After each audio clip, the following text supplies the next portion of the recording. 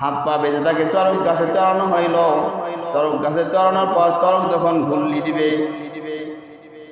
অনেক মানুষ ধরে চরক ঘোরানোর চেষ্টা করলো, চরক আর ঘুরতেছে না। ব্যাপার কি, কত কষ্ট পরিশ্রম করে চরক বানানো হইল, অত সেই চরক তো আর ঘোরানো যাইতেছে না। চরক যদি না ঘুরে তাকে কিভাবে আগুনের মধ্যে নিক্ষেপ করবো, এটা দেখো শয়তানেরা ভালো লাগতেছে না। কিন্তু এখানে কি হচ্ছে, এখানে ব্যর্থ হয়ে যাচ্ছে। যদি চরকটা না ঘুরাইতে পারে তাকে আগুনের মধ্যে ফেলাইতে পারবে না, আর আগুনের মধ্যে ফেলাইতে না পারলে শয়তান আনন্দ পাবে না।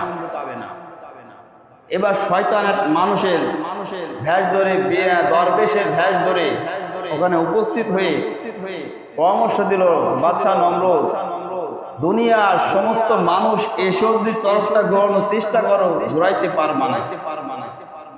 ব্যাপার কি, আমি যা দেখি তোমরা তা দেখো না।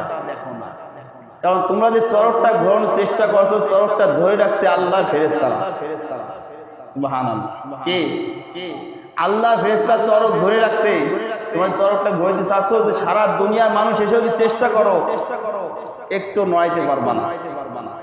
এবার বাদশা বলল, উপায় কি? উপায় একটা আছে। কি উপায়? 40 জন যুবক যুবতী এনে এখানে প্রকাশ্যে জেনা চালু করে দাও।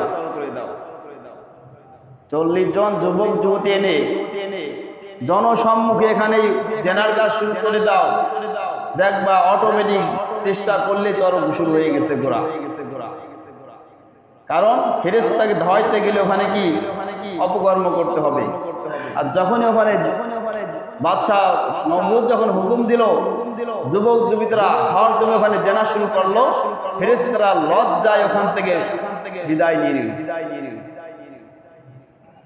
এরপর যখন চরক ঘোরা শুরু হইল, চরক ঘুরে যখন ঘুরতে ঘুরতে চরকের মুখটা যখন খোলা হইল, ছিটকে গিয়ে যখন আগুনের মধ্যে ইব্রাহিম আলাইহিস সালাম যখন পড়বে,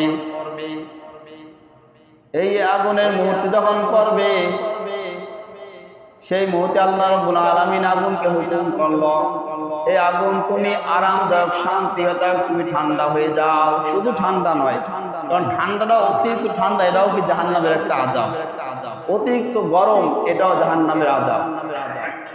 জান্নাতের মধ্যে যা আছে ওটা সব হলো নিয়ামত, জাহান্নামের মধ্যে যেটা আছে সব হলো গজব।